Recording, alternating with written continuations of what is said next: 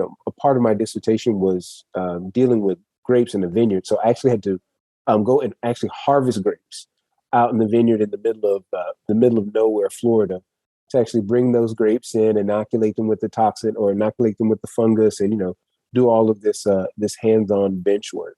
So yeah, definitely had some late nights and early mornings. And mind you, I'd never picked a grape in my life, so this was all based on all by feeling by YouTube videos. So you went from snatching up food in the kitchen to growing your own grapes, which is crazy to think about.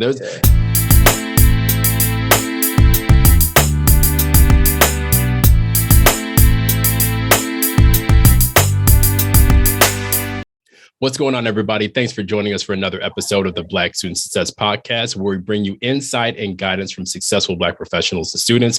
My name is Selvin, and as always, we appreciate the support. So today we've got Devin Lewis on the podcast. He is a senior science within the food and beverage industry. So we're going to talk to him about what his path looked like, what it means to actually be a scientist within food and beverage, and any advice that he can provide, based off of his own personal journey. So, Devin, welcome to the show. How are you doing? I'm doing great. Thanks for having me. No, thank you. Thank you for your time. So let's start the show how we always do by asking, who is Devin Lewis? Oh, wow. All right. Who is Devin Lewis? My gosh. Well, let's see. Where do I start? So I'm originally from Houston, Texas, born and raised. I did my undergrad at Johnson Wales University. I was a culinary arts major there, and worked in the kitchen for a few years. And then I got a little bored. So I said, I want to learn more about the science side of food. So I decided to attend the University of Florida. I got my master's there at the University of Florida, and then stayed on a little bit longer for a PhD. Currently, I'm a senior scientist with the Coca-Cola company. My work is primarily done with the group known as Global Category Innovation. And what we do is we focus primarily on the innovation and continuity of what are known as the trademark products, those being Coke, Diet Coke, and Coke Zero. As I said, innovation and continuity. So we're coming up with new ideas, but preserving some of the older formulas, some of the, I guess, more legacy formulas around the world. Okay, nice. So thank you for that intro. And let's kind of get into what that path looked like. You said that you were a culinary arts major, wanted to get more into the science with it, and, went for food science, and then took it a step above that and got your doctorate degree. Walk us through kind of what that was like from even before you started the bachelor's program, and kind of, the mindset that, started to transform over time until you got that doctorate. Okay. So let's see, where do we begin? So I was always interested in cooking from a very early age. I was always in the kitchen with my mother and my grandmother, watching them cook, and more so trying to eat, kind of, take my little piece of this, a little piece of that. But I picked up some tricks of the trade while I was watching them. And in high school, there was a Newsweek article. So I had my Spanish teacher. I was one of those teachers. You know how you always have those teachers in high school that have, the posters of different colleges and, where you can go and what you can do. So my Spanish teacher, Senor Rodriguez, funny I remember his name after all these years, but Senor Rodriguez had a Newsweek magazine, and the article was about unique majors in college.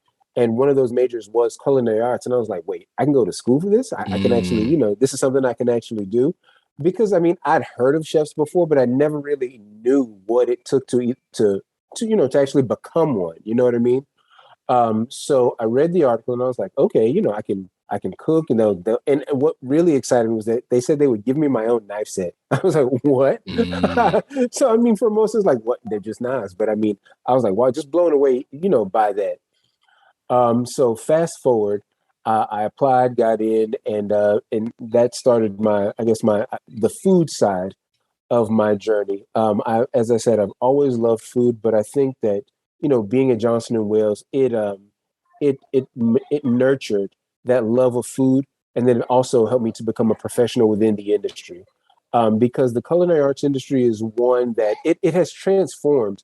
I would say over the past 10 to 15 years. And what I mean by that transformation has been, typically it was folks that didn't go to that maybe finished high school, maybe not finished high school, um, to now.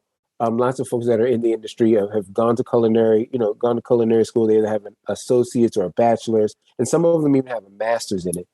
So it was one of those industries before that had, I guess, what you call a lot of journeymen, but now it's starting to amass more people that have actually gone to school and have a formal education within the culinary sphere. Now, some people may be thinking, well, if I don't have to go to school, why should I? Um, so I would always recommend getting the formalized education because once you enter the industry, you can command a few more dollars, not a whole lot, but you can command a few more dollars.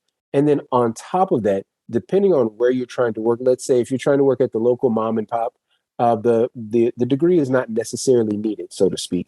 But if you're trying to work in more higher echelon places like your hotels and your resorts, then you're going to definitely need that degree behind you because they just want to know what you know, as opposed to at the mom and pops that might bring you in for a shift to see what you can do. Well, in those larger establishments, they really don't have the time for that. So knowing that you have that paper behind you gives them some idea of what you should know, not necessarily what you do know, but what you should know. So that's one of the things that I think that's where the industry has moved, and I think that it's also because it's transitioning in such a fashion, you're getting a lot of consistency in the people that are coming into the industry as well. And I mean, and I can't. I'd be remiss if I didn't talk about like the Food Network and all of those shows, really broadcasting it to a much wider audience. What you can do in the culinary industry. Now, mind you, what you see on the Food Network is nowhere near what actually goes on behind those swinging doors, but it does give you some small insight. Okay. Yeah. I think one of the good things that you mentioned is when it comes to the difference between the type of establishment that you're trying to work in, the that kind of attests to the fact of having a specific purpose when it comes to your education, and I think starts with knowing the difference of okay, where do I want to start, where do I want to end up, and does an education fit within that process? So just having that purpose. Especially if you want to make it to like a high end hotel or just somewhere within that hospitality field. So I'm glad that you mentioned that. Now, so talk about that transition when you kind of want to learn a little bit more about, more than just kind of working in the kitchen, kind of now we're trying to maybe break down the food actually, to more of a granular level. What was that like for you? Yeah, so there is an organization called the let me see, what is the name of it? It's the Research Chefs Association. At that time, it was, I'm probably dating myself, but it was fairly fledgling. It was a pretty new organization on the map, and they were just trying to get it together then. And I joined, and I was like, well, what is this about? Because I'd always had I guess a hunger for knowledge when it came to the sciences. Because initially, I was going to be a marine biology major until I, found out that I could cook. I was like, oh, okay, yeah, marine biology to the side. So I always had an interest in science as well. So when I found out about that organization, they introduced me to the world of, of actually, I guess, bringing those two worlds together, the world of food and the world of science. Because before then, I did not even know, I'd never heard of it, quite frankly. And it never surprises me when I tell people what I do or what my major was. I'll tell, they'll say, oh, what'd you major in college? Food science. Oh, nutrition? No, food science. Because so many people are unaware that the major even exists, and going beyond knowing the major even exists, what it actually entails. So I joined that organization, and that was actually my first goal, or I guess my goal after getting the culinary arts degree, was becoming a research chef. Because as I said, I worked in the kitchen, and I started to get a little bored because I'm working on the line and working in various kitchens. It's a lot of repetition. You do learn a lot, and you can you have quite a few experiences, but there is a good bit of repetition there. So I wanted to kind of open up and broaden my horizons, so to speak. So in joining that organization, I started to talk to some folks that were actual researchers. And I was like, okay, yeah, I would actually like to do what they do. And just for just to give you a little bit of background, what they do. So they basically work within food companies or contract with food companies or consult with food companies, basically on the product development of various products. All the if you think of your local grocer, any of the frozen products or packaged products that you see on the shelves, either product developer or a research chef has come in and put that together.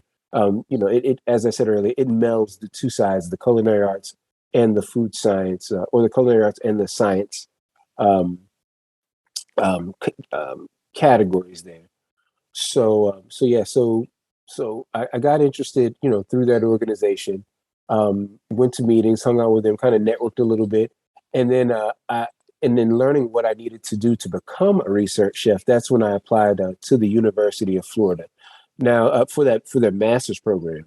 Now, to step back for a second, when I applied initially for the master's program, I did not get in. Reason being was because my culinary. So I did get a bachelor's in culinary arts, but the bachelor's that I had in culinary arts and the what I needed to actually start into graduate school, there's a divide there. There's a gap there, actually a rather large gap. So what I had to do, I went to Santa Fe Community College, actually Santa Fe College now in Gainesville, Florida, to take quite a few prerequisites that would allow me to enter into the master's program. So took those prerequisites, got all that out of the way, applied again, took the GRE, boy, the GRE, I wrote. But anyway, took the GRE and I got into grad school. And I think so. As I reflect, grad school was definitely a different animal, and what I mean by that is because there was no one, or at least I didn't, and I think I should take the responsibility upon myself. I didn't consult enough people to understand the difference between undergrad and grad school, because the way that I describe it to folks that ask, undergrad, they give you the book and you regurgitate things. At the master's level, you're given the book, then it's like, okay, you regurgitate a little bit, but you regurgitate to understand. And what I mean by understand and kind of build on that. And then at the next level, at the PhD level, they give you the book and that's it. You got to come up with everything yourself and come up with all those conclusions. So also going back to the master's program, what I didn't understand the structure of, having a major advisor working in that person's lab.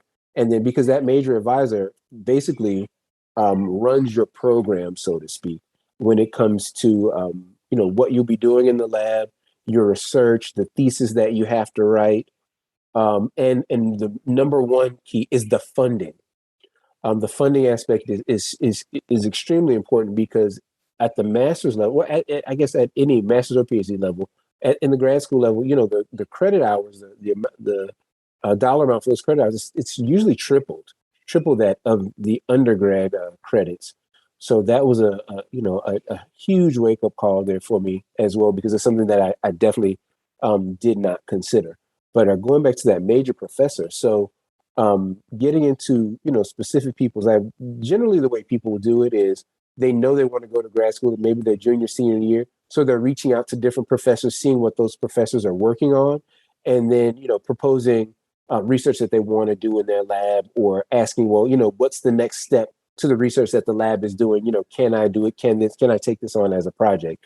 I was not aware of any of this. And it's really a jockeying process, because you're going up against people that are already within the department, that are undergrads, people that are, may want to change labs, and then people that are international students that are coming, outside of the US, that are undergrads coming into these programs as well.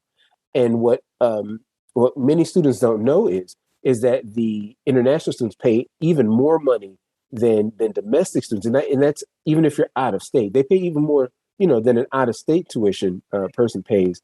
And I mean, that funding is typically maybe paid by their parents or paid by their home governments or what have you. So that's a lot of extra added funding coming into the department. So that's a consideration, that many students are not aware of. So there's a lot of quote unquote politics in grad school in general that I was completely unaware of. So that was, my master's. And for me, since I did not have outside funding, I worked a full-time job while I was in grad school at both levels. I would not wish that upon my worst enemy. It's definitely not for the faint of heart, by any means. But yeah, I was self-financed, at least for my master's degree. My PhD, I was a fellow, and I'll get into that when I get to that part of the story. But yeah, so I worked a full-time job all throughout my master's, and as I said, not for the faint of heart at all. But it's a lot of juggling, and a lot of time management. And I mean, honestly, I was either at work or at school, so my time was taken up tremendously. So it took me 3 years to get that degree because I was working full time. And my major professor. So at that point, I thought I was going to come out with my master's, I was thinking, okay, yeah, research chef, yeah, let's do this. Well, then my major professor told me about some research that she was going to be starting in the lab. And I was like, yeah, this is pretty interesting to me. And I wanted to increase my food science knowledge, but then also enhance my bench skills and my research skills. So those were, a few of the reasons that I stayed on for the PhD. Also within the state of Florida, there's the McKnight Fellowship. And what they do is they typically target people of color that want to gain the PhD, but also teach within the state of Florida. So it's like a pipeline, a professor, quote unquote, professor pipeline within the state of Florida. Now, mind you, you don't necessarily have to do that, but it's something that that they're looking for and that they recommend. For my purposes, majoring in food science, there were no openings when luckily there were no openings when I finished. So that's why I went into industry. But honestly, I always wanted to go into industry. I really never had much of a penchant for teaching. Even though people have told me that I'm a very good teacher because I did have to teach during my PhD to undergrad students, but it's just not something that I really wanted to do. So after the master's, started the PhD. So in terms of funding there, as I said, the fellowship, I didn't say, but the fellowship pretty much paid for all of that. But I was still working because I had outside bills. Right. Because mind you, during the period where I was taking those prerequisites, I was still working and still living. So even though I was still in school, all of this was taking place. So I had bills, and I'm the oldest of three boys. So I took that responsibility on myself to remove that, that quote unquote burden. I don't think they thought it was a burden, but that burden off of my parents to be, self-sufficient while they took care of my younger brothers. So I entered the PhD. It took me, say, 5.5 years to do that. And just for your audience, if they're unaware, so the PhD is broken into a few parts. So let's just stick with 4 years because most people say they'll try to finish it in 4. Usually it'll take you 5, sometimes 6. And if you're in the humanities, yeah, sometimes 7, 8. We won't even get into that. Mm-hmm. But in the sciences, so let's just say it's 4. So the first 2 years, you're taking classes, and you get to obviously choose your classes, but your classes are typically based around what your research is going to be.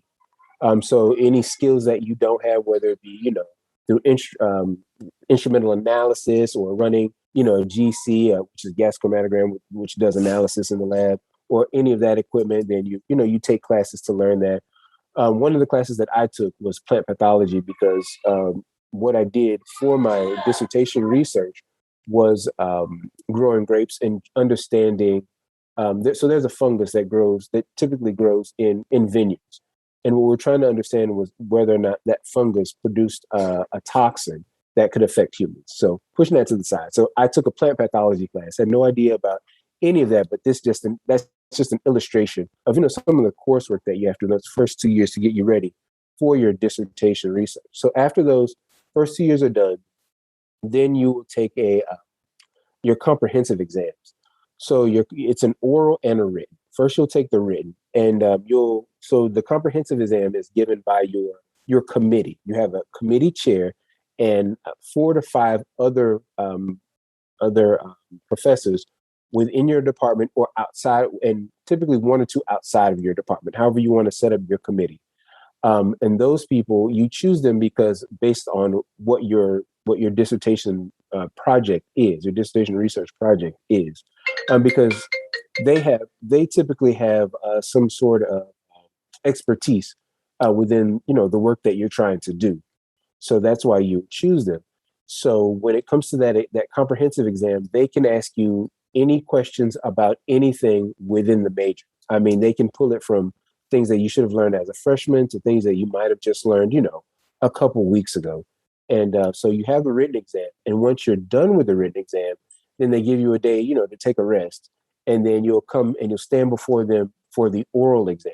Now, they can ask you about topics that they, spoke to you about initially on the written exam that you may not have gotten correct, or, they want you to expound on. And they can ask you totally new questions that, you had no idea were coming. So it is definitely a pressure cooker for sure. But it's just one of the. I think it's at this point it's more so a rite of passage because they've all had to do it. So I think that's why they let you run through that gauntlet. So once you pass both, so you've got to pass both of those exams at a satisfactory level to your committee. Once you've done that, then you can actually start your dissertation research. Sometimes that'll take 2 years, sometimes it'll take 3. You're doing the research. Once the research is done, then you write your dissertation, defend it, and then you're out. And usually it doesn't run that smoothly, but that's the way that it's supposed to go. For me, the experience was definitely a hair-raising one because there would be times where I would go to work, I would go to school, go to work, and then would have to go back to school to tend to, whatever experiment I was running for the evening or what have you. And if you remember, a part of my dissertation was dealing with grapes in the vineyard. So I actually had to go and actually harvest grapes out in the vineyard in the middle of nowhere, Florida, to actually bring those grapes in, inoculate them with the toxin or inoculate them with the fungus, and do all of this hands-on bench work. So yeah, definitely had some late nights and early mornings. And mind you, I've never picked a grape in my life, so this was all based on all by feeling by YouTube videos. So you went from snatching up food in the kitchen to growing your own grapes, which is crazy to think about. There's a lot of great stuff that was just in that. So first of all, thank you for kind of going through that story. The first thing I want to point out is the fact that you were able to marry, your love for cooking and what seems like it was like this love of science in the back pocket that you had, and you put them together, and you were able to take what you learned from kind of, the experience of cooking and going through school for that, and then move up into the next level. You also had, what seems like a lot of obstacles that you had to go through, the balancing of work and school, getting the understanding of what grad school is actually like, filling in the gap to take those classes before you could even start, the competition and, like you said, so-called, politics, just like getting in. And then once you're actually in, a lot to manage through, but at the same time, it did provide you with all those opportunities, just kind of learning from those experiences, having that opportunity to teach. And then, once you actually got into your PhD program where, you have to really be self-sufficient and be aware of that, coming up with a dissertation idea, figuring out, I'm sure the travel to wherever you were harvesting was probably, somewhat extensive to, where you were residing. But these are a lot of things, but at the core of it, it was, this love for, this love for food, putting it together with science and seeing that where that can take you. And obviously it's, gotten you to Coca-Cola. So, I mean, if you don't call that success, I don't know what is, but seriously, it's definitely great to kind of hear that, spanned out, to where you are today. Yeah, it's definitely been an interesting journey, to say the least. Yeah, absolutely. Sure. Yeah. Yeah. So if there's any student, particularly a Black student who is looking to get into any part of the space that you're in, whether it's the science, whether it's, getting into culinary arts, based off of what you've kind of gone through and what you've overcome, what advice would you give to them? Oh, let's see. What advice would I give to them? Well, so I'll break this into 2 sections. So if they want to go into culinary arts, I would definitely recommend that they stay within whatever school they're going to, and actually get the bachelor's degree. um, because most of those programs will offer a 2-year associate's or a bachelor's degree, even though they're 2 extra years and a little more money. I would actually a lot more money. I would recommend that because it's much more useful to have the bachelor's, you know, behind you than just the associates. Because if you want to pivot or you find that you need to pivot, it's better to have that bachelor's than than be trying to deal with just the associates. Let's see. Also, I would definitely say that culinary school is very expensive, and I was a first generation college student. So these are things that I knew about, but I did not have very deep knowledge of it in the student loan system. So I think that is definitely something that you want to consider as well, because and if you do want to get into culinary arts, position yourself where you can step outside of the kitchen, because being in the kitchen is it was very rewarding, but it can be thankless at time, and you definitely have to have a love for what you're doing. Um, and also just from the money aspect of it, you'll make more money outside of the kitchen than you will within, unless you actually own the restaurant, or you own what have you, the establishment, or you become a celebrity within your city, within your region. But that definitely takes a lot of time and a lot of patience, and not everyone has either both or either of those to give. So it is definitely uh, a field that you definitely have to have love for. And as I said, the Food Network definitely glamorizes it to a great degree, but sometimes, I mean, you have to keep in mind that you're working in 90, 100-degree kitchens. And one of the reasons that I stepped away from it was because I did want to have a family in the future. And it is very difficult to be within that industry and to have a family. Because typically, if you're good at it, you're going to be working at night, you're going to be working on holidays, you're going to be working on the weekends. When everyone else is gathering and partying, you got to go to work because, people want to eat. So that's also a consideration as well. Um, on the food science side of things, getting out of the kitchen and being in the science side of things, or just even the science is not necessarily the food science in particular.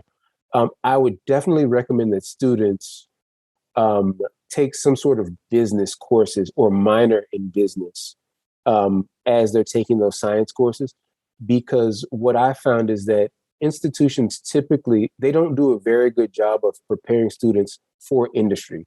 Typically, when you're in your master's degree, you can do one of two things. You can either go into industry after the master's or go into a PhD. Well, if you're going into industry, you definitely want to have that business background, because there's a lot of financial jargon and just understanding how business works. Because you could be the best scientist in the world, but you have to remember the corporation that you're working for. There's a bottom line. There's stakeholders. And there's also shareholders. So you've got to, whatever your innovations are or whatever you're researching, you got to turn a profit. And the better that you understand the ins and outs of that, the better equipped that you'll be. And the head of you'll be at the head of the pack for those people that are applying for that same position. That was one thing that I definitely had to learn on the fly when I joined the Coca-Cola company, because I did not have that background. And that's not to say that it's you can't learn it, but you definitely have to put in your work to understand that. And for the life of me, I don't understand why universities don't push that a little bit more, especially to their master students, because many of them are going into industry and they have no idea, and they're at a disadvantage to some of their peers that have been there longer. And I think that would definitely help them to be better prepared. Now, if you go the PhD route and you want to be a professor, none of this applies. But even if you go into the PhD and you're going into industry, it's the same case. One of the pluses in having the PhD is that I walking into the company, I was afforded the opportunity to work on some of the more complex projects if I only had a master's degree, I would not be able to work on, and work that I wouldn't be able to do. So that was definitely a plus there. But I would definitely recommend getting a finance or business background. It'll that's not necessarily getting an MBA, although an MBA would be helpful also. but I think just having a baseline knowledge of finance or business would definitely help.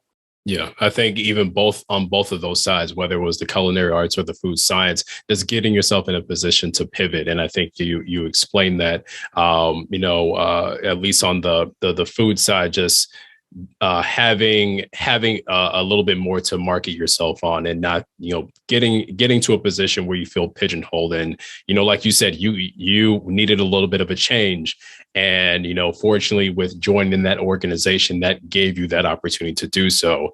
And I totally agree when it comes to just having some type of baseline of business acumen, because that's business just in general. That's kind of how everything operates. It has that type of infrastructure, no matter what industry that you're in. So if you do have an understanding of that, then that puts you in a position to, when it comes to the negotiation or when you're in a job interview, you can throw some of that jargon, or you can understand how the company works and how being there will be a great asset to the company. Because like you said, you can have all the technical skills, but if you don't understand how those companies work, then that does put you at a disadvantage. So I appreciate you explaining that.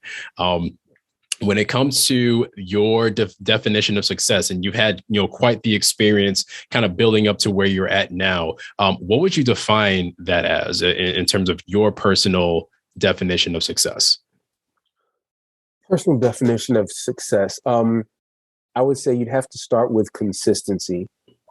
Because if you come in on Monday and you're great on Monday, but then by the time Thursday, Friday comes, you're slacking off, and the product, what you're producing is not the same. Anybody can do that. But I think if you remain consistent, and in that consistency, being reliable, doing what you say you're going to do, and making whatever deadlines you've got to make, I definitely feel that those are two keys to success. Because many people falter when it comes to both of those aspects. And honestly, I feel like they're the foundation to moving beyond that. So if you have that foundation set, I think you can really do some great things. Because and you'll surpass quite a few people. Because as I said, some folks will come in and they're ready to go on Monday, but by the time they get to Wednesday, it just kind of fizzles out. Yeah. Definitely the burnout, especially on a weekly basis, not necessarily if you've just been doing the job or the task or whatever for an extended period of time, and that'll show, and your superiors will see that, and so if you're keeping it at an 8, and then even jumping up to a 9 or a 10 by the end of the week, that's going to make a difference. So thank you for defining that. Now, sure. Well, actually, I'm sorry, and just something else that came to me, having soft skills as well. I think that's extremely important, because I've yet to see a soft skills class, but it's something paramount to have. And I think having those soft skills is also a part of being successful, just about in any industry. Because I was reading an article, and what the article was concluding was that when people get promotions, 90% of that is how the promoting group or manager feels about the person, and that 10% is the work that they actually do. So if they say, so Jay is gonna, we're considering him for this promotion, the first thing that pops into their mind is, how the person or how the group feels about Jay, as opposed to their work. The work is a second thought, and having those soft skills and being able to build and nurture and hone those relationships is key to success as well. There you go. No, thanks for adding that. You don't see a class for that, but you always hear that it's something to couple with whatever technical or hard skills that you have in whatever industry that you have. And those soft skills are very transferable. So yeah, if you can build those, especially if you're just strictly focused on school, like in your undergrad, that's gonna take you far if you can make those some good habits. So awesome. Lastly, before we wrap up everything, just to get to know a little bit more about you, the pandemic has been this crazy thing that we've been dealing with. On the flip side, it's brought out a lot of creativity. It's gotten a lot of people to kind of reflect and, find new things. Has there been like a skill or something that you learned about yourself that you learned, while being cooped up inside and trying to stay safe through all this? Oh my, let's see, something that I've learned. Yes, actually, I took the time to take more time to look into my investment portfolio. I know that is not sexy at all, but but I took a couple of courses or signed up for a couple of courses just to better understand that and better understand, the ins and outs and how to invest in the stock market, securities, and into cryptocurrencies and things of that nature. So that's definitely been beneficial. And honestly, I don't know why I hadn't been doing it earlier. I'm kicking myself in the butt for not having, been really focusing on it earlier. But that was definitely one of the things that I took the time to focus on. And I mean, and for me, being cooped up in the house, even though we couldn't go into the office. I mean, I still personally had projects that I had to, to still do, even though we couldn't, get into the office. And it was, ironically enough, my wife was like, well, if you can't get to the lab, or you can't, they've got all these questions and you can't answer them, you just tell them you don't know. I was like, yeah, that doesn't work. Me saying because I'm the SME here, or this is my product. So, I can't just say I don't know. And at the time, the attendance in the building was severely limited. Like, there were 2 people out of our group that could go into the lab. So I'm on FaceTime with this guy saying, okay, do this. Now pour that. Now do this. Now, it was honestly, it was completely ridiculous, but it's what we had to do at the time.